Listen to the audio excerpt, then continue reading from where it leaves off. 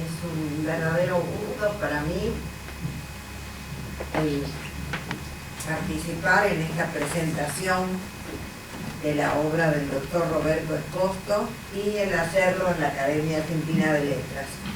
A eso se agrega el honor de compartir esta presentación con el doctor Romén Magrá, que ha hecho su tesis doctoral sobre la obra de Abel Posse, como lo hizo también un poco antes el doctor Roberto Esposto. Bueno, sabemos todos, especialmente los que estamos acá y los que vivimos en la ciudad de Buenos Aires o en otras ciudades de la Argentina, que lamentablemente ha habido bastante incomprensión con la obra de Posse y con la persona de Posse. Y yo no me voy a referir a eso, pero tampoco lo quiero silenciar, porque no sería leal de mi parte a la estima, a la enorme admiración que tengo por Abel Posse como escritor. Para mí, creo que de los escritores vivientes es el más grande, aunque no me gusta decir esto porque aquí hay escritores que no se pueden comparar entre sí, pero bueno, la obra de Posse está siendo evaluada y estudiada en universidades del mundo y no sé si la malevolencia a veces corre pareja con el desconocimiento, pero qué mayor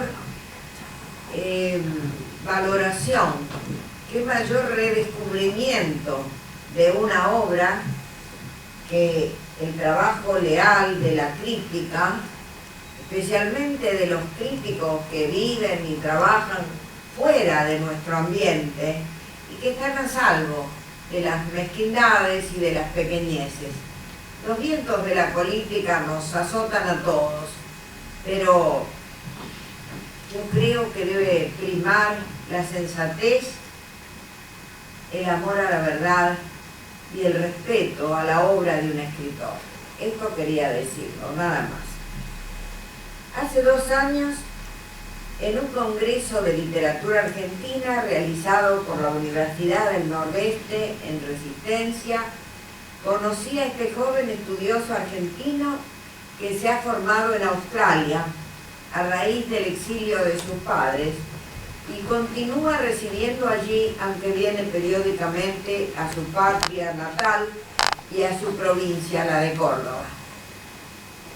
En aquel encuentro me entregó su primer estudio sobre la obra de Abel Posse, que había sido presentado como tesis doctoral en la Universidad de Queensland. Era la obra sólida y respetuosa de un hispanista que estudiaba la obra novelística de Posse, despojado de prejuicios y mezquindades. Hace poco tiempo ha comenzado la reivindicación pública de Abel Posse con su incorporación a esta academia, acto que honra tanto al autor como a la academia misma. Pero qué mejor reivindicación que la que surge de la propia obra al ser analizada, interpretada y valorizada por un crítico que posee la adecuada formación y la necesaria serenidad de espíritu. Tal vez por su destino de argentino exiliado de la patria, alejado de los ambientes literarios e incluso hasta de su lengua, a la que sigue cultivando con gran sentido de pertenencia, el profesor Roberto Esposto era la persona indicada para asumir esa tarea que se ha plasmado hasta el presente en 2 libros. En el primero, que me entregara en la mencionada ocasión y al cual deberé referirme necesariamente, aunque lo haré en forma muy breve, realizaba allí, luego de una apreciación panorámica de toda la obra de Abel Posse, un estudio serio y pormenorizado de 8 novelas, concentrando su atención en las grandes obras del ciclo del descubrimiento por todos conocidos: Caimón, Los perros del paraíso, El largo atardecer del caminante, obras premiadas y traducidas a muchos idiomas que por sí solas asegurarían a nuestro escritor un indiscutible lugar en las literaturas de lengua hispánica, a las que se agregan Momento de morir, La reina del plata, La pasión según Eva, Los demonios ocultos y El viajero de Agartha, en sucesión admirablemente comprendida e interpretada, porque Esposto no se limita a la descripción y el análisis de cada obra, sino que descubre las constantes imaginarias que las relacionan y el trasfondo de un pensamiento en continua expansión. En ese rico corpus, integrado por importantes novelas, aparecía ya el viraje americanista de Posse, su decisivo interés por el tema prerromántico del buen salvaje, que nace con la conquista de América, el contraste entre la civilización occidental, arrogante y dominadora, y la supuesta barbarie de otros pueblos, contraste ya instalado desde la ecúmene griega y luego romana, que sería paulatinamente revertido por nuestros escritores, en el fondo por la cristiandad hispana, a partir del descubrimiento de América, es decir, desde el comienzo mismo de la modernidad, que ha sido la fase culminante y decisiva del occidente euroatlántico. Se redescubría a América por los pueblos latinos, impregnados de humanismo, como el lugar de un nuevo mundo en ciernes, marcado por la transculturación y no simplemente por el multiculturalismo. Era el tema propio de Posse, preocupado por el destino de Occidente y de América.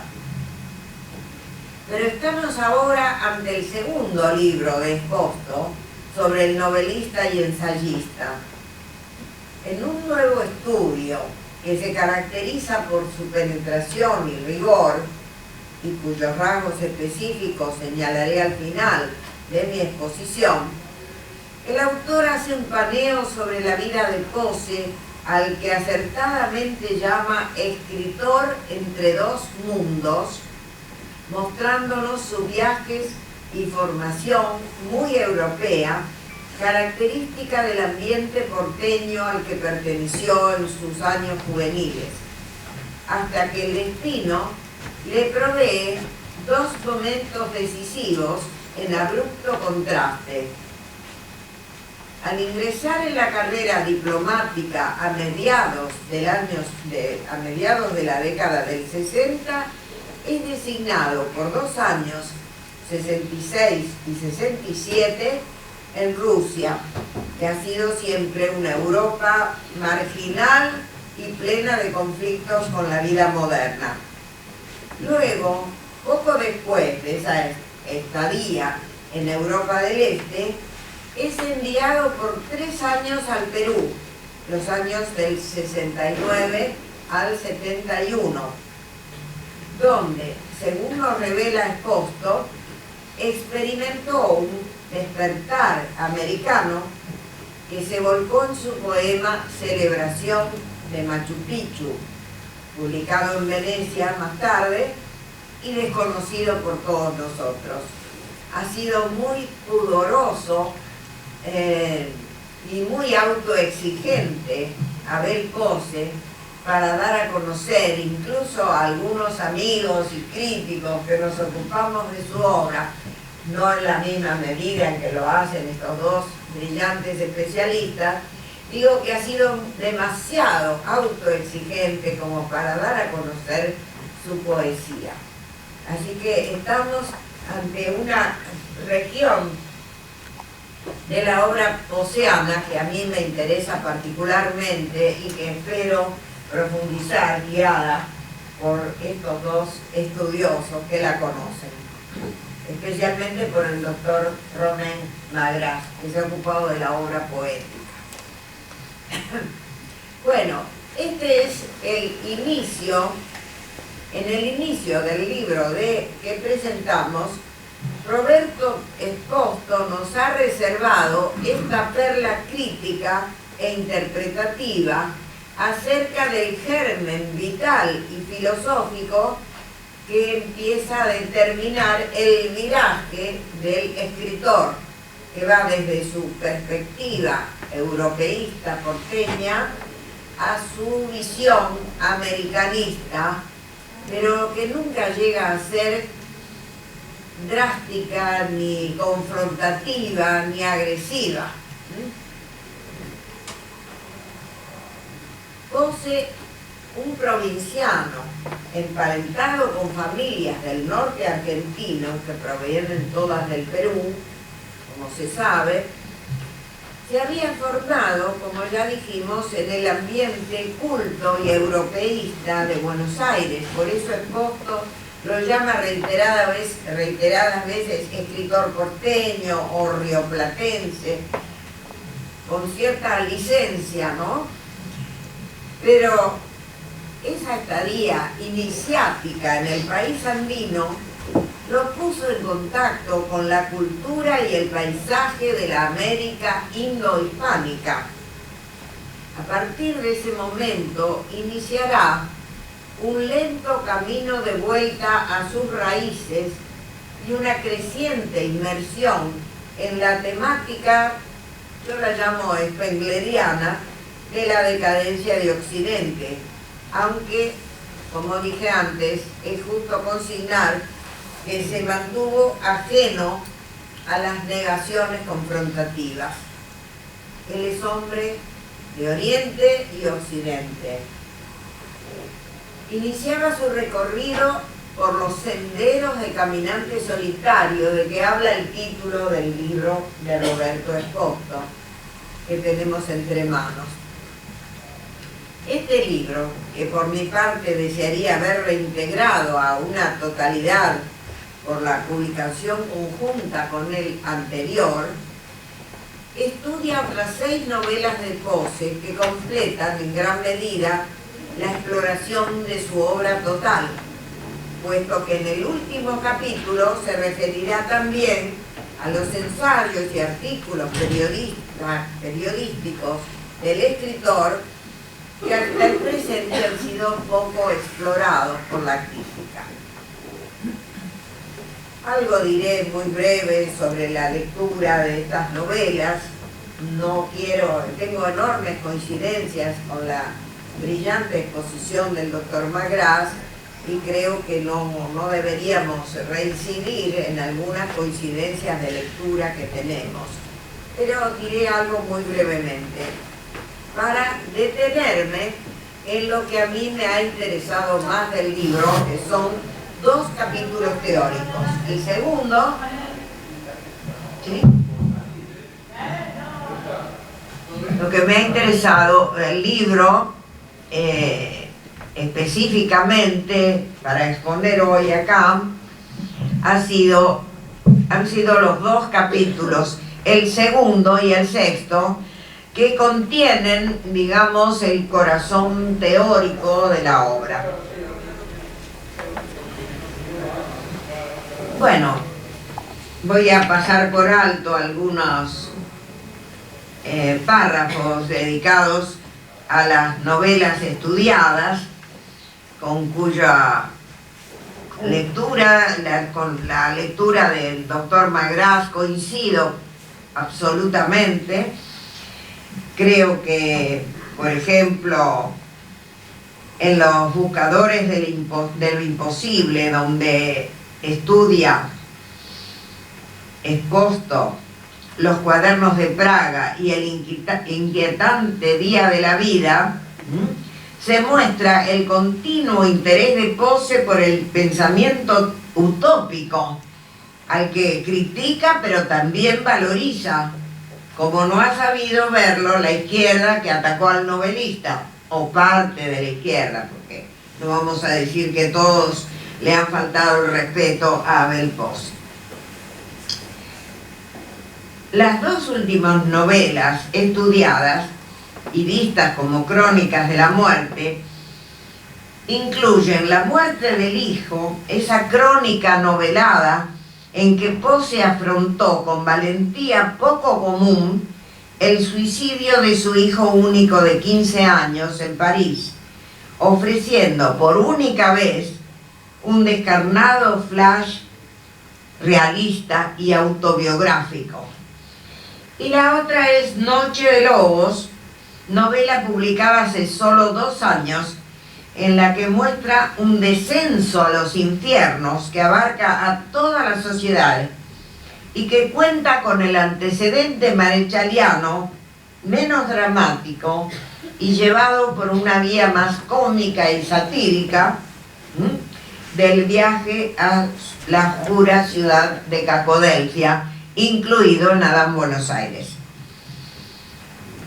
Más allá de la crítica puramente local, Pose advierte con una densidad casi teológica la oscuridad de los tiempos que atraviesa la humanidad.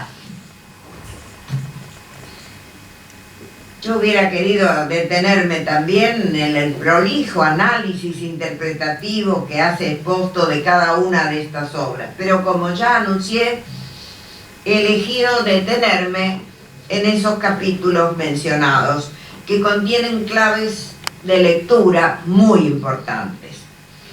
Así el capítulo 2 plantea el tema filosófico de la razón poética, que viene de lejos en la poética occidental.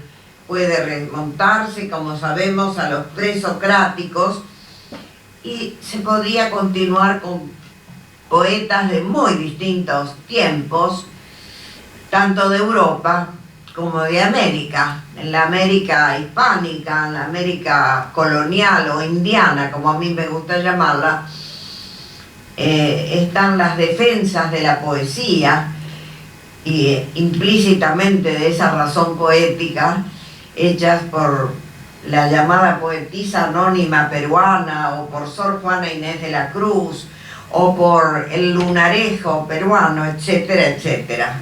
De manera que forman parte también esas defensas de la poesía de nuestra propia tradición.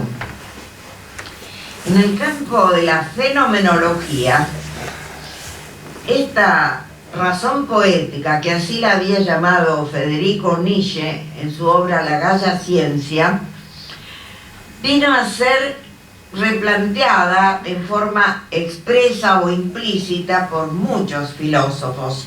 Está presente en la obra de Heidegger, de Merleau-Ponty, pero también en los españoles Miguel de Unamuno, Ortega y María Zambrano, que de alguna manera reinterpretaban así su propia tradición de cultura. ¿Quién más cultor de la razón poética que un español, un hispano? Pose eligió desde muy temprano esa perspectiva, como nos lo hace ver nítidamente Roberto Esposto. Si se tiene en cuenta que el existencialismo en boga en su juventud ha nacido también de la fenomenología, una filosofía de la vida, podemos ver que esa perspectiva ya actuaba en él y ya tenía una preparación cuando se ha enfrentado con la sapiencia indígena y oriental, sin convertirse por ello en un detractor de Occidente. En fin, tal enfoque, el enfoque de esta obra que presentamos, es hermenéutico, aunque no se lo haya presentado como tal, y ha permitido al estudioso visualizar adecuadamente las novelas de Pose examinadas, lo cual viene a ser ahondado en el capítulo 6º y final del libro, a través de la puesta en juego del pensamiento de Pose con el de Martin Heidegger y Rodolfo Kusch. Ambos han adherido a la razón poética al hacer la crítica del occidente racionalista y dominador, y al valorizar la vida simple, la mirada intuitiva del poeta e incluso la posibilidad de conversión del hombre moderno cuando se decide a trasponer las fronteras de un pensamiento alienante. Todos ellos, incluyendo a nuestro novelista, podrían ser llamados posmodernos si esa palabra no estuviese tan connotada con un grupo filosófico surgido especialmente en Francia a fines del siglo XX, grupo que, si bien proviene también de Heidegger, pues sus integrantes han sido sus traductores e intérpretes, sin embargo, entiendo que ha estrechado, ha reducido su herencia filosófica y en algunos casos la ha convertido en una filosofía light al uso de la globalización tecnoeconómica. En cuanto a Heidegger, pese a que su maestro Husserl pretendió una filosofía nueva a partir de cero, Heidegger reconoció en la fenomenología de Husserl la marca del aristotelismo y el cartesianismo con los cuales debía romper efectivamente. De hecho, produjo un vuelco que lo ha mostrado hasta cierto punto continuador de Nietzsche y de Spengler. Sin condenar abiertamente la razón apolínea como lo propusiera Nietzsche a fines del siglo XIX, ni declarar tampoco sin apelaciones la decadencia de Occidente, como lo hiciera Spengler en su famosa obra de 1918 al 22, Heidegger proclama, sin embargo, el fin de la modernidad antrópica y vuelve a situar a la filosofía en la problemática del ser. Esposto ha señalado la admiración de Posse por Martin Heidegger, a quien visitó nuestro novelista en 1973 en su refugio de la Selva Negra. De esa visita memorable emanaron importantes consideraciones de Posse con innegables consecuencias en su propia creación.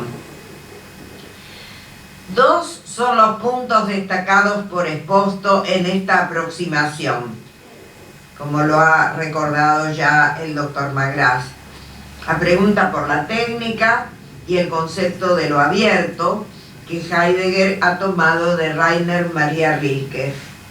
Por mi parte hubiera agregado también el concepto de la Kere expuesto por Heidegger en aquella famosa conferencia del año 49 y reiterado después como conversión del hombre a lo que él realmente es en origen y esencia.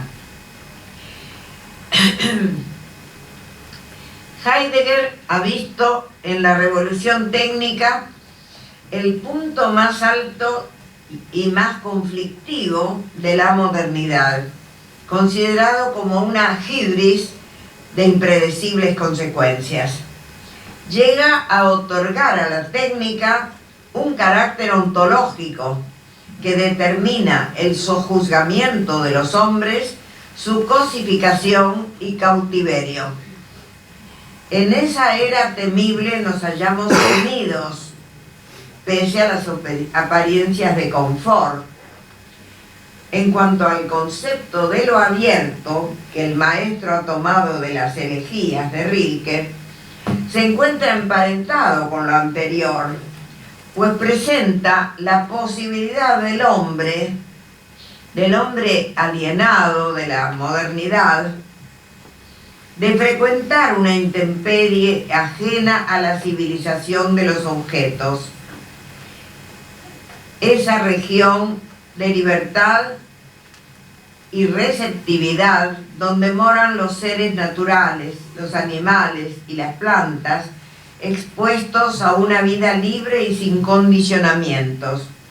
Quien frecuenta esa zona, como la llama Cortázar, es precisamente el poeta, capaz de despojarse de los condicionamientos racionales y epocales para convertirse en quien realmente es, un hombre, el Dasein, el ser ahí, en toda la dimensión terrenal y divina que esa expresión designa. No desdeña Heidegger, como tampoco Posse, la búsqueda de una sociedad mejor, pero esa búsqueda empieza por el encuentro con el sí mismo, el Satori o el Atman originario, el núcleo sagrado de la persona. Estos conceptos heideggerianos que Posse hace suyos y reformula desde América, vienen a conectarlo con un filósofo argentino, también fenomenólogo, que es Rodolfo Kusch, hoy muy nombrado y diversamente rescatado entre nosotros. Kusch se ha formado en la filosofía alemana, en la frecuentación de pensadores como Max Scheler, Heidegger, Jaspers, Harman y quienes los han precedido.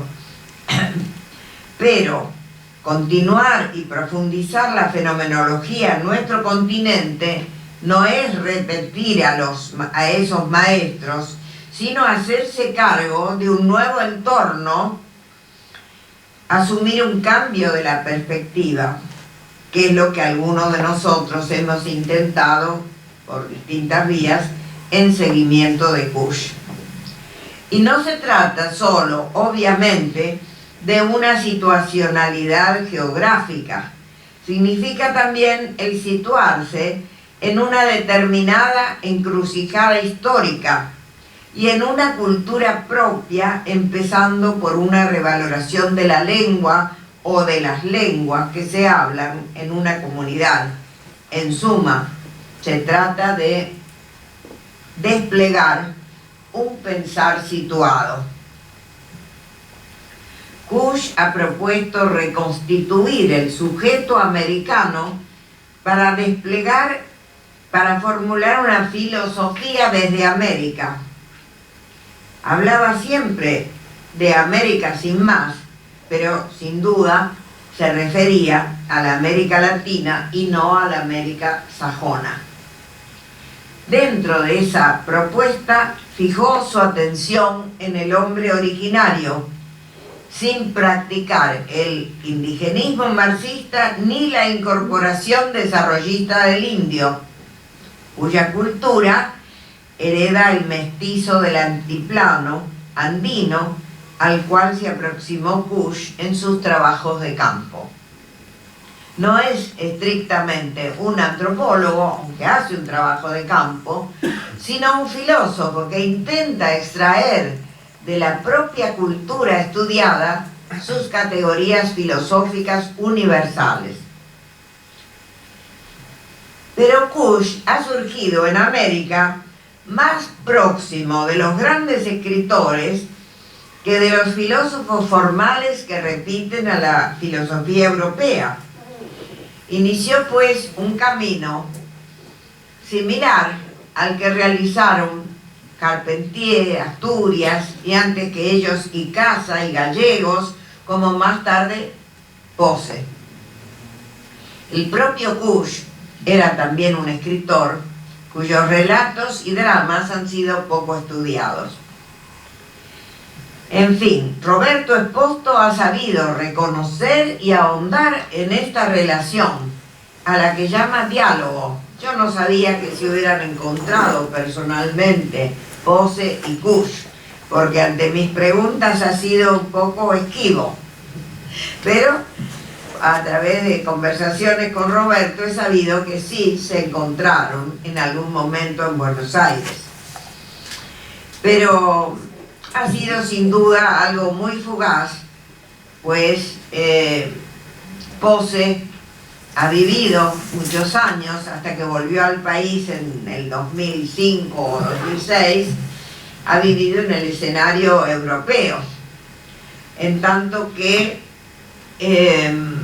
Rodolfo Kusch vivió en Buenos Aires hasta el año 73 o 74, en que fue a ocupar un lugar en la Universidad de Salta y poco después decidió instalarse en Maimará, en la quebrada de Humahuaca, hasta el fin de su vida, aunque haya venido a pasar sus últimos días en esta ciudad. Hay efectivamente un diálogo, más allá de que hayan conversado personalmente o no, un diálogo que se establece a partir de lecturas, a partir de conversaciones, de ideas, entre estas dos posiciones, ambas situadas en y desde América, aunque me permitiría señalar que es más drástica la de Kusch, que exige al filósofo un cambio total de la perspectiva, y más universalizante la posición de Posse, hombre de dos mundos, como lo ha llamado con acierto Esposto, un hombre tensionado entre Oriente y Occidente, entre América y Europa. La mirada del novelista argentino pone en valor la mestización y la transculturación característica de nuestra América, que así la denominaba Martí, y en consecuencia esa mutua influencia de culturas muy separadas por el tiempo y el espacio, así como por su intrínseca conformación. Mientras Oriente, incluida en esta denominación amplia de Oriente, la base americana indígena, por ser no occidental y también por venir lejanamente del Oriente, del Asia, mientras Oriente vivía en el mundo, integrándose en el todo, a partir de una cultura del estar, como dice Kusch, Occidente protagonizó una aventura prometeica, ambicionando el ser alguien, es decir, la formación del sujeto. Una cultura que determina en el antropocentrismo de la era tecnológica. Esa orientación que culmina en la modernidad ha producido ciertamente excesos deshumanizantes, pero Posse no incurre en su negación, yo se lo agradezco a Posse, y menos aún en el olvido de la rica herencia que los americanos hemos asimilado y recreado. Creo que todo esto surge nítidamente de la exégesis que nos ha proporcionado Roberto Esposto. En fin, finalmente quiero agregar las que a mi juicio son las cualidades más valorables de este ensayo crítico.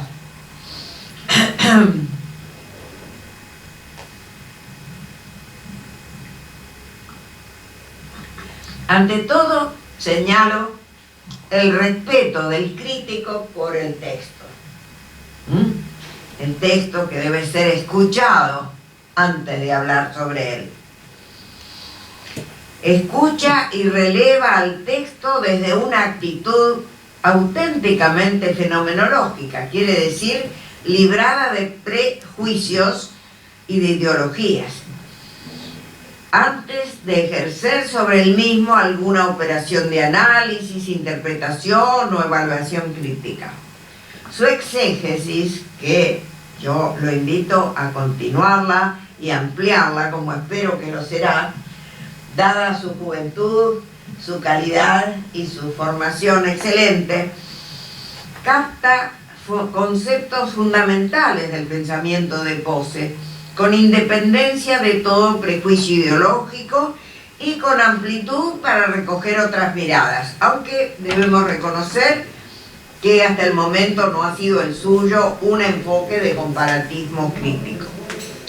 Su atención fenomenológica a las novelas, ensayos y artículos estudiados atiende preferentemente al imaginario simbólico y se completa en un valioso ahondamiento interpretativo. Presta atención a dos aspectos que son típicamente hermenéuticos. Uno es la relación obra-vida, que también la ha señalado nuestro distinguido visitante, el doctor Magras.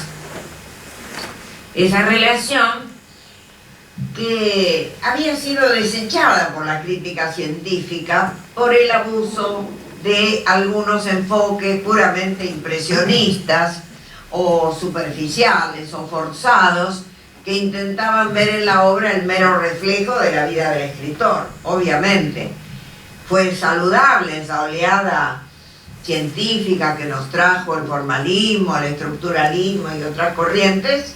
Bueno, no las negamos, pero indudablemente la hermenéutica restaura la relación fundamental, fundante del hombre con su obra. Y otro aspecto también típicamente hermenéutico es la relación de la obra con los contextos, que esto lo ha desarrollado la crítica sociologista, la crítica marxista, lo han desarrollado parcialmente, privilegiando algunos contextos, como contextos sociales, contextos económicos. Había que ampliarlo a otros contextos espirituales, filosóficos, religiosos incluso. En fin, todo esto es propio de la riqueza de cuyo centenario se cumple precisamente en este año, por eso hay unos cuantos congresos dedicados a su pensamiento. Nos habla de que la creación de una intriga, la invención de personajes, todo aquello que en el fondo pertenece también, como la poesía, a la metáfora, al orden de la metáfora, es una vía heurística, que quiere decir una vía de descubrimiento, una vía de revelación. No es para entretenimiento que se inventa una ficción, sino que ese acto de invención, ese acto de la creación novelística o cuentística, que pertenecen al mismo orden, es un acto de aletheia, es decir, de revelación poética, por el cual se muestra una verdad que no hubiera sido conocida de otro modo. En cuanto a la relación de la obra con el contexto, tanto de su producción como de su lectura, yo encuentro muy oportuna y encomiable la tarea realizada por Esposto, ya que se ha abierto a la consideración de contextos históricos, sociales, filosóficos y políticos, enlazando, como dice Gadamer, el horizonte de la génesis con el horizonte de la lectura. En esta dirección nos ha mostrado el origen y la vigencia del americanismo de Posse sin atarlo a versiones parcializadas de la cultura. En fin, no corresponde ante el calificado público de la Academia Argentina de Letras encomiar los prestigios de la novela, género humanista, surgido con la modernidad y a su vez crítico constante de sus excesos. Todos sabemos que la novela, considerada en algún momento y todavía por algunos teóricos como pura ficción, ha sido reconsiderada por grandes filósofos, uno de los cuales acabo de nombrar, como expresión oblicua de la verdad. Esa reconsideración otorga a los estudios exegéticos del carácter del que ha realizado nuestro amigo Roberto un mayor peso filosófico y literario y un carácter también de necesidad en el proceso cultural.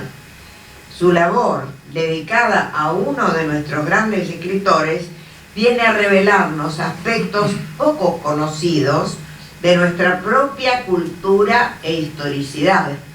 En suma, a través del autor al que explicita e ilumina de una manera ejemplar, viene a decirnos algo sobre nosotros mismos. Y nosotros se lo agradecemos.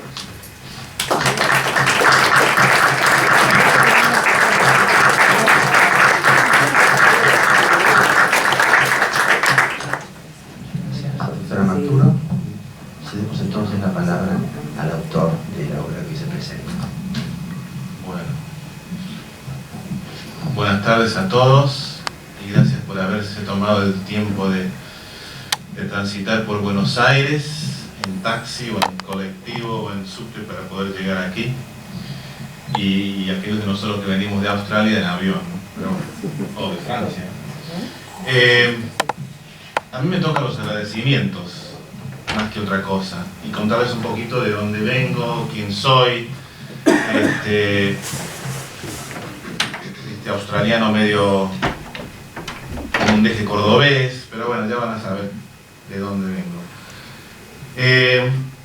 Deseo agradecer a esta casa, a la Academia Argentina de Letras, defensora y divulgadora del habla de los argentinos y de su tesoro que es la literatura argentina. Debo hacer especial mención al doctor Maure y al doctor Barcia, quienes con tanto esfuerzo y esmero han hecho posible esta ocasión, y por supuesto a Inés Bosch por todos los mails que intercambiamos. Y darle un espacio a un estudioso de la obra de uno de sus miembros, venido de tan lejos, de las antípodas australianas. Es un verdadero honor, un privilegio poder estar aquí y compartir este momento con ustedes. Quisiera también agradecer sinceramente también a la presencia de las autoridades australianas que están aquí, en la persona del señor Hugh Robillard, representante de su excelencia, la embajadora australiana Patricia Holmes,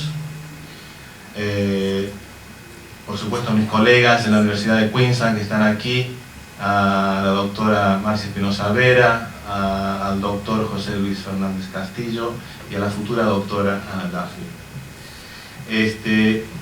Muchísimas gracias a Graciela por esas hermosas palabras, o por su apoyo con este proyecto, con su alentamiento desde tan lejos, y que finalmente puedo conocer a mi colega Roland Magras de Francia, que hemos estado por Skype, por email, por tantos años. Ha sido un verdadero placer encontrar a otro obsesionado por la obra de Posse de la otra parte del mundo. Debo confesar que nunca hubiera imaginado ni soñado que me encontraría aquí algún día en la academia presentando un libro sobre Abel Posse. Yo descubrí a Abel Posse en Australia, ¿bien? A través de un suplemento literario que sabía aparecer en Clarín, que se llamaba en ese entonces Nación y Cultura, allá por 1986-87, donde apareció una entrevista con él, en la que dijo algo que me impactó muchísimo.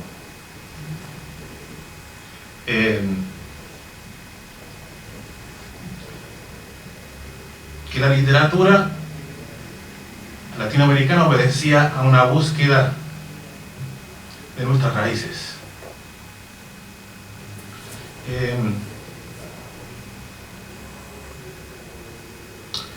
Y entonces esto fue lo que me intrigó, fue el gatillo que encendió la imaginación mía, ¿no?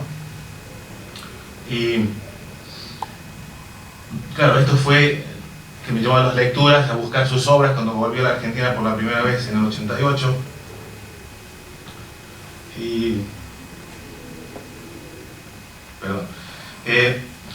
siendo hijo de la diáspora argentina de esa oscura década de los 70,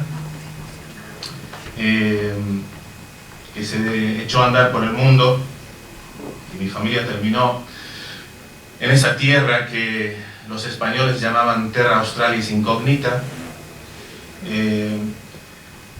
y de esta manera emulamos a nuestros propios antepasados, ¿no? A los descendientes de mi familia que venían de Italia y de Galicia, por supuesto, ¿no?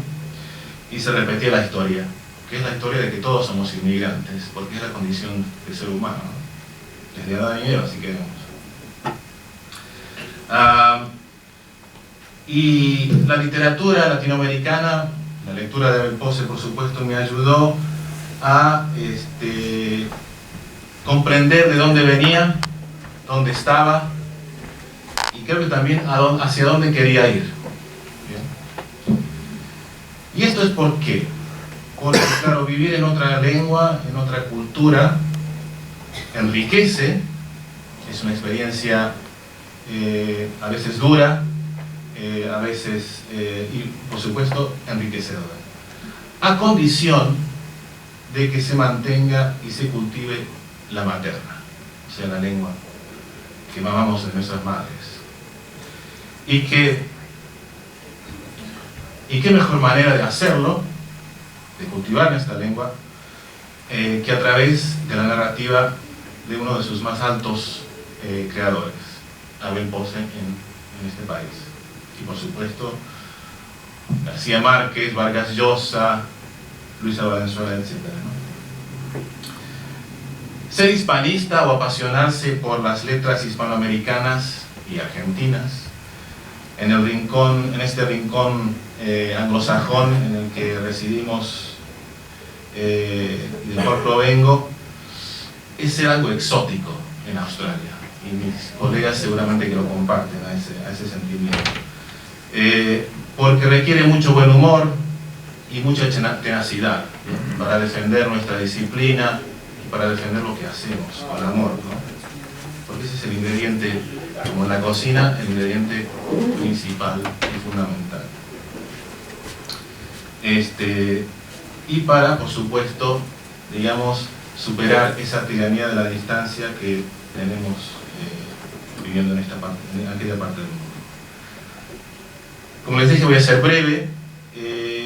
Simplemente quiero decir que en Senderos de un Caminante Solitario me motivó la idea de, en primer lugar, Miguel de Unamuno, y que un tiempo más tarde el peruano Mario Vargas Llosa expuso en ocasión de un ensayo sobre Borges, en el que dijo lo siguiente: cuando los escritores en habla castellana se disponen a escribir filosofía, acaban por escribir literatura. Y Abel Pose me pareció que era un ejemplo tremendo, paradigmático de todo esto, de esta idea, ¿no? Y también me motivó a explorar qué caminos en este sendero sobre la literatura filosófica, del cual Abel Pose es un ejemplo, había emprendido para también encontrar su propia voz, ¿no? Como narrador. Y la identidad de un escritor multifacético y heterodoxo, no solamente un narrador de la capital argentina, de Buenos Aires, pero también del universo latinoamericano y occidental, en sus periplos de papel en torno a la condición humana en América y partiendo de esa condición a la condición universal. Este acto también quiero expresar que es un reconocimiento a los hispanistas algo desconocidos de Australia, de Nueva Zelanda, que hacen un trabajo de hormiga, en cierta medida, callados pero tenazmente, ¿bien?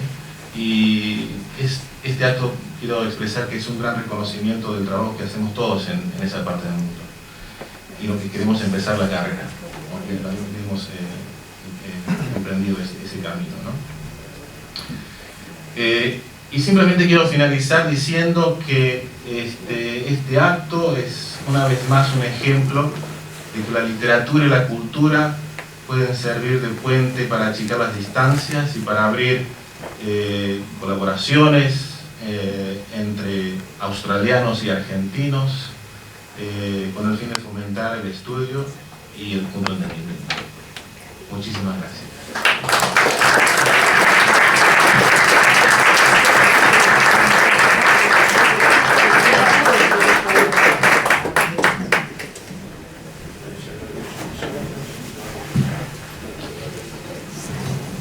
Con las palabras del doctor Esposto damos por cerrado el acto. Les agradecemos su presencia esta tarde.